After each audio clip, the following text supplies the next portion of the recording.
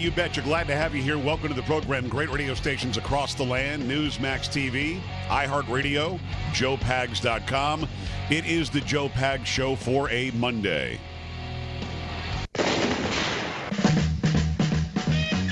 A Motown Monday, Halloween edition. Happy Halloween to everybody. Let's make it get scary. No?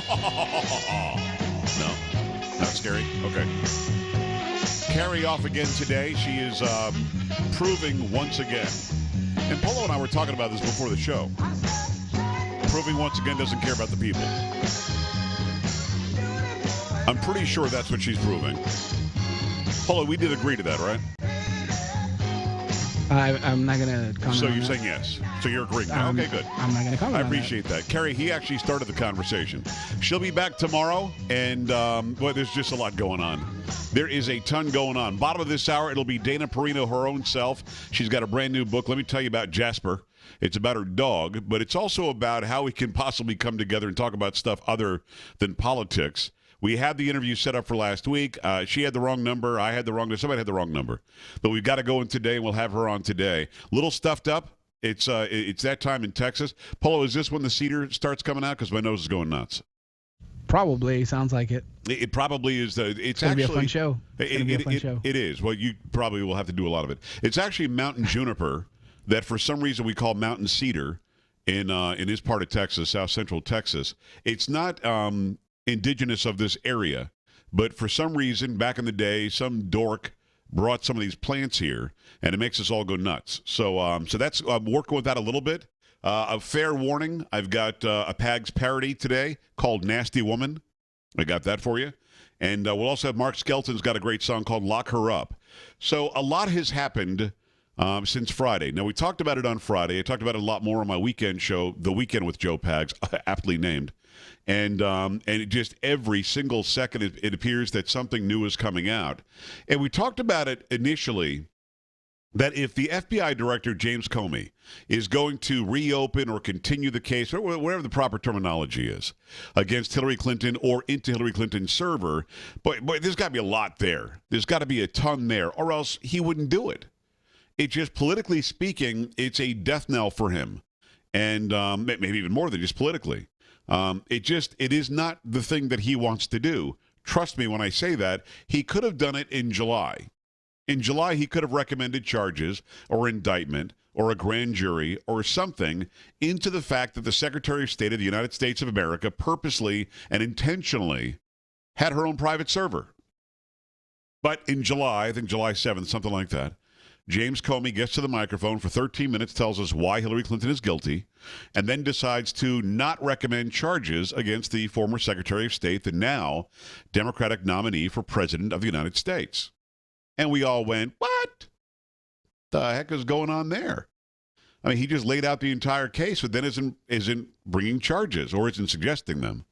And then Loretta Lynch says, hey, listen, my hands are tied. Comey says no charges. We're not going to charge. I said I was going to take his recommendation. And then the next day, Hillary Clinton's on a plane with President Barack Obama flying around to go to campaign stops about how great everything is, something that was set up well beforehand. So they knew that she wasn't going to be indicted or charged. And then you fast forward to now.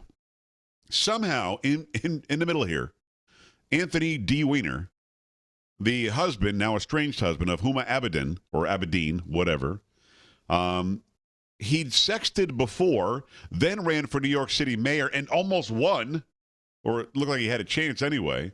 Then I guess he started sexting again. He's sexting. For those who don't know what sexting is, it's when you've got your cell phone. Here's my cell phone. You get your cell phone, you take a picture of yourself partially clothed or naked or whatever the hell, and then you send it to somebody. And this wasn't even sexting, really, because sexting really is where you're texting it to somebody, which would mean from your device to the other person's device. It's still nasty, but it would be between two people. What he was doing was he was on Twitter, and I guess he accidentally, Polo, is that how it went? He accidentally sent out publicly a picture of his crotch to this woman, Sydney Leathers, and he meant to send it to her privately, and he didn't. I thought that's Twitter. Yeah, the initial Twitter thing that Anthony D. Weiner did.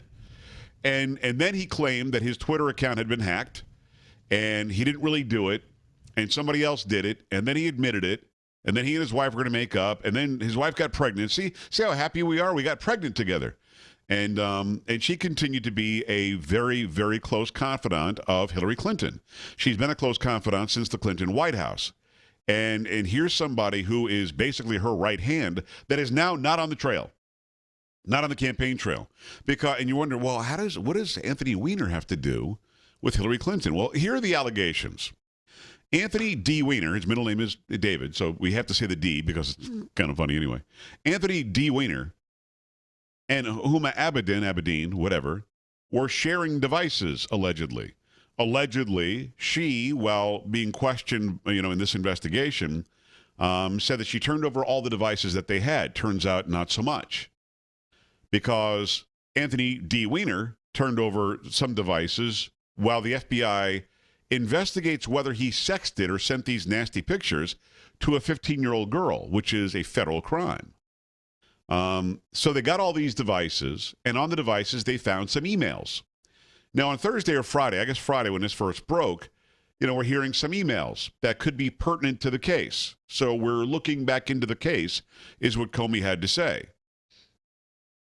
Loretta Lynch tried to stop him, allegedly, the Department of Justice chief, the Attorney General. Hillary Clinton's campaign, they just praised James Comey for months and months, now says it's a right-wing conspiracy and he has nothing and how dare he do this. Everybody's freaking out. This is unprecedented. Oh my goodness, I can't believe that they would even do this. He's trying to rig the election, trying to change the election, trying to affect somehow the outcome of the election. This is unprecedented, they even said. Hillary Clinton said that. Not unprecedented. In fact, her husband was out there 3 days before the election in 1992 against the incumbent president, George Herbert Walker Bush. Her husband, Bill Clinton, was out there talking about how important it was for the FBI to investigate and indict Caspar Weinberger, a member of the Bush cabinet. So it's not unprecedented. This is an old trick out of the Clintons' playbook. If something goes their way, they applaud the person who did it. If something doesn't go their way, even if it's the same person, it's a vast right-wing conspiracy and it's never happened before. Well, it has happened before. So Anthony Weiner, in turning over all of these devices, I guess there were 4 devices, and again, there are varying stories all over the place on this. And on the devices, I don't know if they were cached. I don't know if they were, and that would be CACHED. I don't know if they were cached. I don't know if they were in the deleted folder, the trash folder, the saved folder, in the inbox. I don't know where they were, but we got word through this letter that was sent late Thursday. We heard about it by Friday. There are emails they believe may be pertinent to the case, to the investigation into the Clinton server. And you're thinking it's not 1 or 2. It's not even 3 or 4. It's a lot. Got to be a lot, right? And I would think a lot would be 1,000. Hillary Clinton deleted, 55,000 or printed out 30,000, or the yoga pants were accounting for 30,000. I don't know. But you're thinking, I don't know, maybe 1,000? Maybe 10,000 emails? Oh, no. No. Contraire. Nope, the word we're getting, this is from the Wall Street Journal. The headline is FBI and Internal Feud Over Hillary Clinton Probe by Devlin Barrett. The surprise disclosure that agents from the Federal Bureau of Investigation are taking a new look at Hillary Clinton's email use. It lays bare, just days before the election, tensions inside the Bureau and the Justice Department over how to investigate the Democratic presidential nominee. Listen to this line. And you guys have all heard this number if you've been following this for the past few days. I'm going to give it to you anyway. Investigators found 650,000 emails on a laptop they believe was used by former Representative Anthony D. Weiner and his estranged wife, Huma Abedin, a close Clinton aide. And underlying metadata suggests thousands of those messages could have been sent to or from the private server that Mrs. Clinton used while she was Secretary of State, according to people familiar with the matter. This is again from the Wall Street Journal. It will take weeks at a minimum to determine whether those messages are work-related from the time Ms. Abedin served with Mrs. Clinton at the State Department, or how many are duplicates of emails already reviewed by the FBI, and whether they include either classification information or important new evidence in the Clinton email probe. Now think about all this. If you're James Comey, and even if you had to bite your tongue and really go, I'm not recommending charges,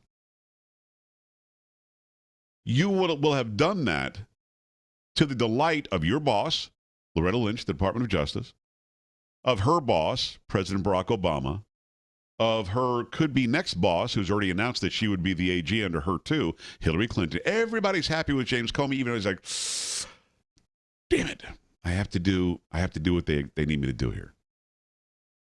Why would you ever, 11 days before the election, say that you have to look back into the case? Well, there are a couple of important reasons. Number one, other people work at the FBI and they knew about the 650,000 emails. It was going to get out. So if Comey doesn't get in front of it, he's going to be excoriated by people like me, by people like you, by others who are out there trying to decide what to do in this election. Oh, and by the way, I voted today. Oh, yeah, I did. Hold on a second. We get these cool things in Texas if you go and vote. I voted. Oh, yeah. Trump train, MAGA. Anyway, he was between a hard spot and a rock and something even harder than a hard spot and a rock. He was in a pickle that nobody wants to be in. But if he doesn't get ahead of it and it leaks out, then his legacy is he was dirty, no good, and didn't do the job. He had to get in front of this. And you know what? Blame Comey all you want. And blame a right-wing conspiracy. And blame Trump. But here's what's real. And if you're a Hillary Clinton fan and you're going to vote for her, I'm not here to tell you not to. But I'm going to tell you this. You know whose fault it is? It's Hillary Clinton's fault.